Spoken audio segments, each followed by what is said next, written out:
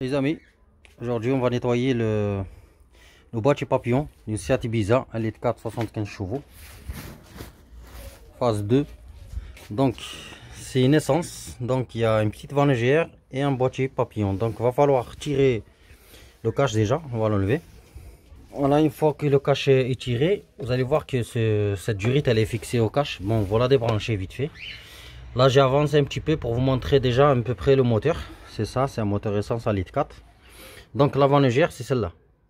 Le boîtier papillon c'est celle-là. Faut pas mélanger les deux.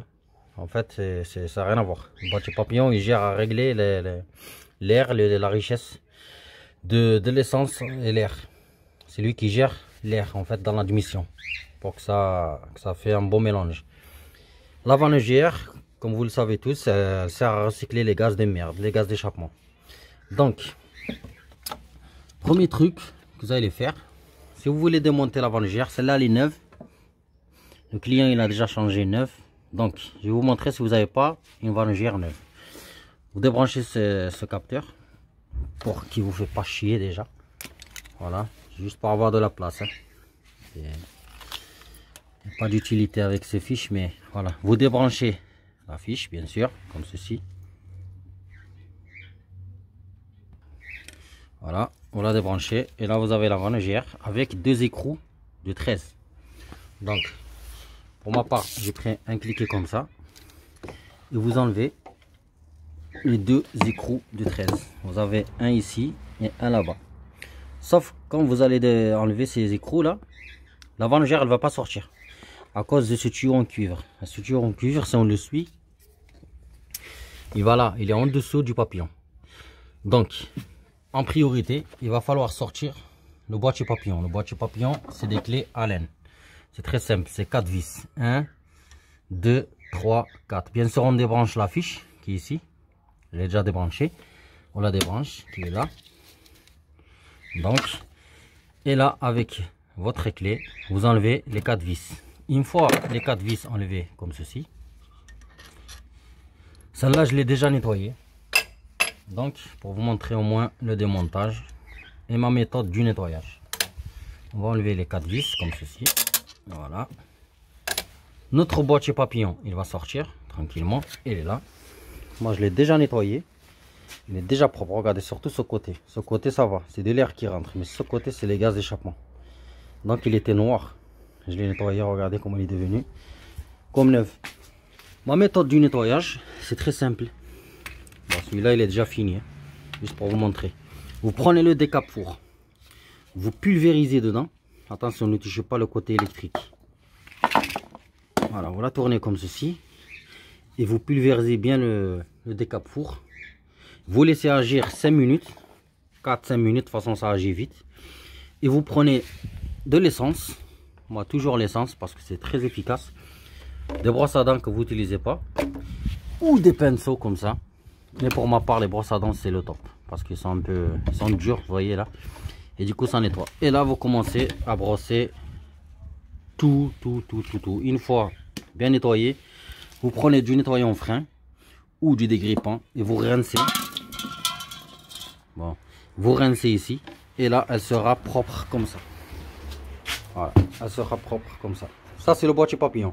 Pour la vanne légère c'est la même chose. Vous prenez, quand vous la démontez,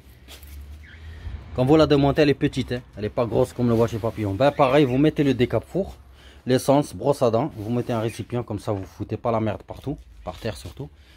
Et voilà, une fois nettoyé, on va arriver là, c'est pas fini. Hein. On va arriver là et on va voir cette partie là, on va débrancher cette durite là. Vous voyez là, cette durite elle était là. Cette durite en fait, elle vient de se clapper. Voilà, donc vous débranchez cette durite comme ça. Et là vous tirez tout doucement. En fait, il faut faire le maximum de nettoyage propre. Vous voyez là. Parce que si on nettoie que le boîtier papillon, cette partie elle reste crade. Ça vaut pas le coup quoi. Donc il vaut mieux la tirer comme ça. Ah oui, pardon, j'avais oublié. Une fois que le boîtier papillon est sorti, là vous avez deux vis comme ça. Torx qui tient ici, celui-là. Comme j'ai dit, vous faites le tour, il arrive là. Une fois qu'il arrive là, en fait, il tient avec ces deux vis. C'est très simple à enlever.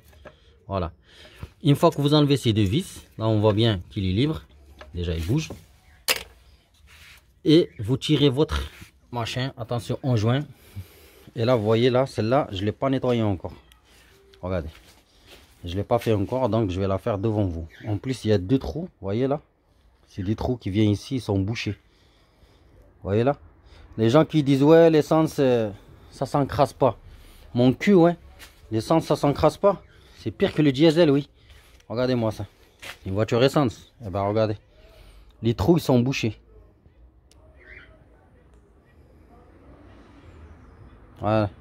C'est bouché. Regardez. Ça respire pas bien. Après, vous aurez le voyant moteur allumé. Et quand vous allez chez le garagiste, ben, il va vous sodomiser, quoi. Donc, en gros, c'est juste un gros nettoyage, quoi. Ce tuyau, pareil, je vais le nettoyer. Cette entrée. Et c'est parti. Je vais essayer d'enlever ce joint. Comme ça, je ne l'abîme pas. Et je vais attaquer le décapour. Ben, d'ailleurs, je vais le faire devant vous maintenant.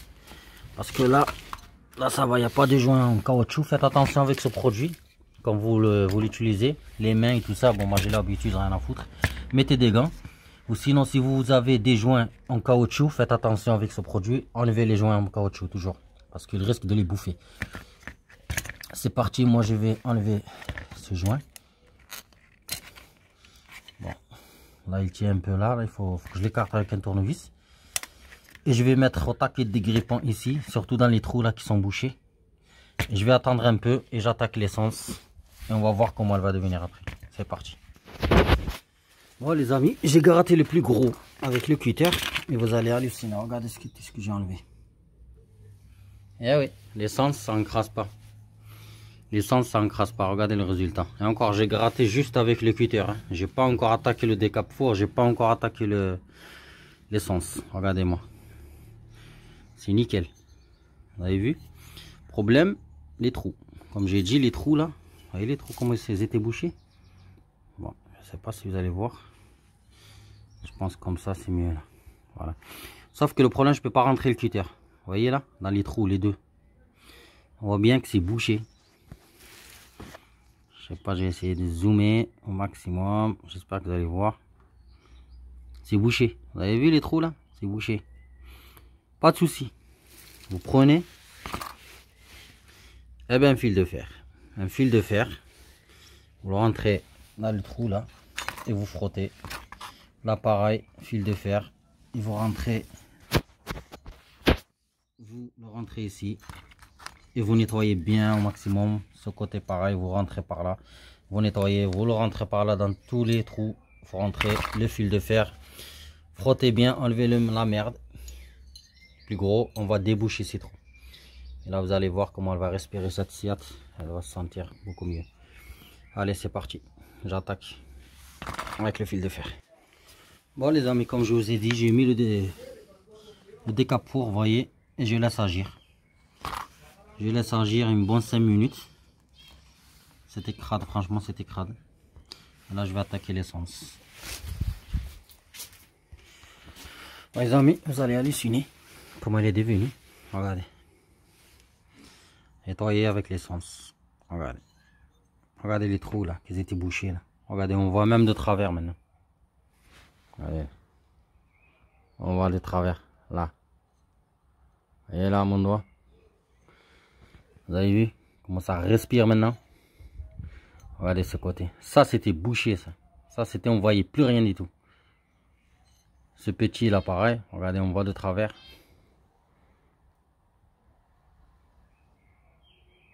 Voilà. Propre, nickel. Nickel de chez nickel. Voilà, propre, regardez-moi ça. J'ai nettoyé le joint aussi. On va essayer de le remettre maintenant. Vous ne pouvez pas vous tromper en fait sur ce joint parce que vous avez deux repères ici. Deux repères, c'est ça et ça. Là, vous ne pouvez pas vous tromper. On va juste les mettre. Et attendez. Je pense comme ça. Ouais, comme ça. Voilà. Vous avez vu là? Vous avez les deux repères. En fait, ça rentre ici et ça rentre ici. Donc, vous appuyez et ça va y aller. Hop. Et là, on va la remonter toute propre, toute neuve. Regardez-moi ça. Ça fait pas plaisir ça. Le moteur va bien respirer, regardez. Tout est propre, tout est nickel quoi. Allez, j'attaque le remontage. Je vais la mettre en place. Là pareil, le remontage, vous pouvez pas vous tromper parce que vous avez l'emplacement de cette durite. Donc, elle soit comme ça. Une fois posée, proprement, comme ceci. N'oubliez pas la durite de dépression, elle est là. Il va falloir la brancher bien sûr. Allez, je vais mettre ça et je reviens pour remettre la manœuvre. Ah pardon, le boîtier papillon. Allez, c'est parti. Les amis, voilà, elle est mise, elle est bien posée. En fait, il faut vraiment voir si elle est bien posée. Il faut pas qu'il y ait une fuite, attention. De toute manière, vous pouvez enlever ce joint pour voir si vraiment vous l'avez mis ou pas. On le pose de côté et là, vous appuyez. Et là, je crois qu'elle est en place. Il faudra bien vérifier en fait. Voilà, là je pense qu'elle est en face. Avec le serrage, elle va se mettre en place. Donc là pareil, je positionne mon joint. On allume, hop, hop, voilà comme ceci.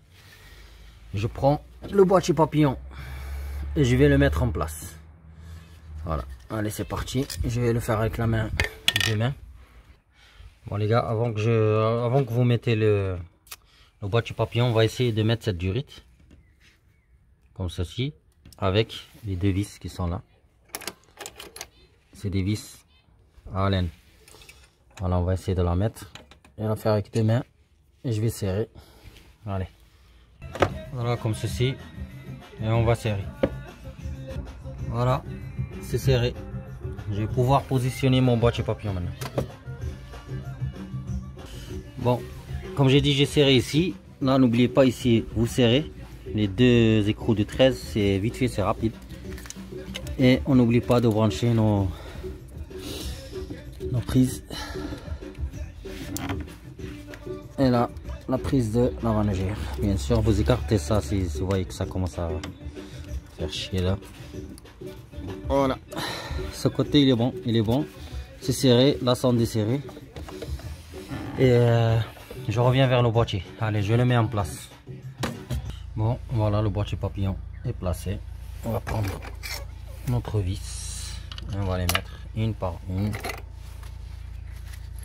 Tranquille. Hop, c'est des laine. C'est des clés en laine. Voilà, c'est des clés en laine. C'est du W5. Clé en laine 5. On place ceci comme ça. Bon, je vais serrer ça avec la rallonge et le cliquet. Bon, je vais remettre le cache. Comme j'ai dit, le cache, il a cette petite durite. Et là, n'oubliez pas de la brancher ici. D'accord? Voilà, donc on va y aller doucement. On va la brancher d'abord. Et ça là, le trou là, le gros trou là, il faut qu'il rentre dans le boîtier. Voilà, je vais le faire. Bon voilà, il est bien clipsé. La durite que j'ai dit, c'est celle-là qu'il faudra bien la brancher. Et on va voir le verdict si il y a quelque chose qui va changer.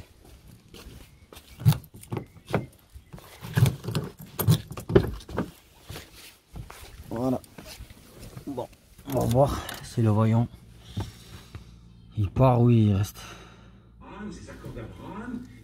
On va démarrer d'abord.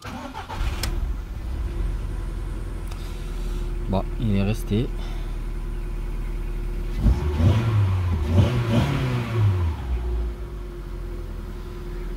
Bon, le voyant est resté. Malgré tout le nettoyage, le voyant est resté. Donc, je vais faire le diagnostic. On va démarrer encore une fois. Si jamais. Vous avez peut-être remarqué que l'un des instigateurs de ces accords. Bon, on va essayer de faire le diagnostic pour voir ce code défaut là de merde là, d'où il vient. Après, comme j'ai dit, c'est peut-être la sonde lambda.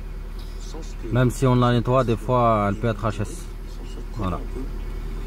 Allez, sur ce les amis, je vous tiens au courant dans les commentaires si vous me demandez. Et je vous dirai, je vous répondrai. Pour l'instant, je vais couper la vidéo.